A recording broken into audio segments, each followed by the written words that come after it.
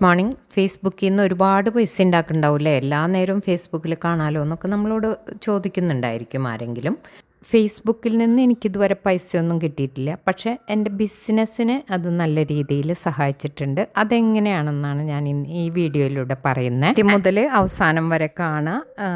അപ്പോൾ അത് കുറച്ച് എക്സ്പ്ലെയിൻ ചെയ്യാം. അപ്പോൾ നമ്മുടെ ബിസിനസ്സിൽ ഡയറക്റ്റ് സെല്ലിങ്ങും ബൈ സെല്ലിങ്ങും. ഡയറക്റ്റ് സെല്ലിങ്ങിന് നിങ്ങൾക്ക് എക്സ്പ്ലനേഷൻ്റെ ആവശ്യമില്ല, നിങ്ങൾക്കറിയാം. പ്രോഡക്റ്റ് ഞാനിവിടെ കൊണ്ടുവന്ന് വെച്ചിട്ട് പിക്ക് എടുത്ത് മാർക്കറ്റ് പ്ലേസിലിട്ടിട്ട് അതങ്ങനെ ആവശ്യക്കാർക്ക് ഓൺലൈൻ വഴി സെൻഡ് ചെയ്ത് കൊടുക്കുകയാണ് ചെയ്യുന്നത്.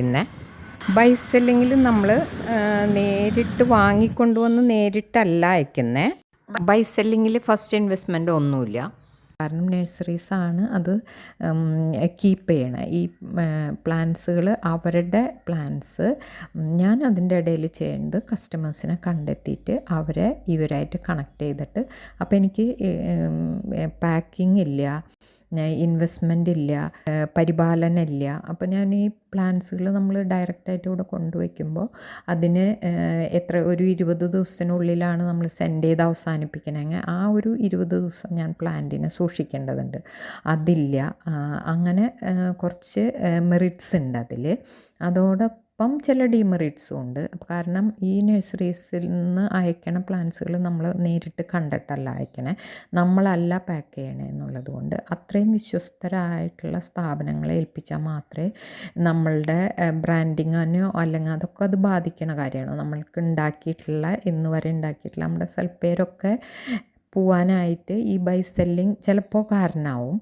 അപ്പോൾ അതിൽ നല്ല കെയർഫുള്ളായിരിക്കണം. ഈ പ്ലാൻസ് കിട്ടുന്ന ഓരോ കസ്റ്റമേഴ്സിനോടും നമ്മൾ പറയാറുണ്ട്, നമ്മൾ ഓപ്പൺ ചെയ്ത വശം ആ പ്ലാന്റിൻ്റെ കണ്ടീഷൻ ഞങ്ങൾക്ക് സെൻഡ് ചെയ്ത് തരണം.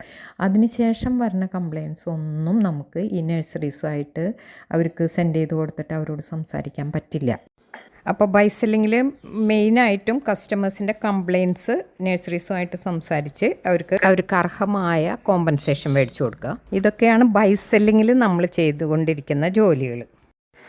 നല്ല വിശ്വസ്തരായിട്ടുള്ള നഴ്സറീസാണ് നമ്മൾ ടൈപ്പ് ആവണതെന്ന് വെച്ചാൽ നമുക്ക് ഇതായിരിക്കും നല്ലത്. അപ്പം നിങ്ങൾ ചോദിക്കും, എങ്ങനെയാണ് അപ്പോൾ കസ്റ്റമേഴ്സിനെ കിട്ടണ്ടേ? അപ്പോൾ അതിനുള്ള വഴിയാണ് ഞാൻ ഈ വീഡിയോയുടെ തുടക്കത്തിൽ പറഞ്ഞു. എന്തുകൊണ്ടാണ് ആരെങ്കിലുമൊക്കെ ഇത്രയധികം ഫേസ്ബുക്കിൽ സ്പെൻഡ് ചെയ്യണോ സമയവും എന്നൊക്കെ ചോദിക്കുമ്പോൾ നമുക്ക് പറയാനുള്ളത് ഇത്രയാണ്. ബിസിനസ്സിൻ്റെ പ്രൊമോഷന് വേണ്ടിയിട്ട് നമ്മൾ ഫേസ്ബുക്കിൽ നമ്മളുടെ ഒരു അടയാളപ്പെടുത്തൽ ആവശ്യമുണ്ട്. മാത്രമല്ല നമ്മളുടെ അതിൽ ഇഷ്ടം പോലെ ഗ്രൂപ്പ്സ് ഉണ്ട്, പ്ലാൻ സെല്ലിംഗ് ഗ്രൂപ്പ്സ് ഉണ്ട്. അപ്പോൾ അതിലൊക്കെ നമുക്ക് ഫ്രീ ആയിട്ട് തന്നെ ഈ നമ്മുടെ പ്ലാന്റുകളുടെ ആഡ് കൊടുക്കാൻ പറ്റും. അങ്ങനെ കൊടുത്തിട്ടാണ് നമ്മൾ കസ്റ്റമേഴ്സിനെ ഉണ്ടാക്കിയെടുക്കുന്നത്. അപ്പോൾ പിന്നീട് നമ്മുടെ സർവീസ് ഉണ്ടാക്കിയെടുത്ത കസ്റ്റമേഴ്സിനെ നിലനിർത്താൻ സഹായിക്കും.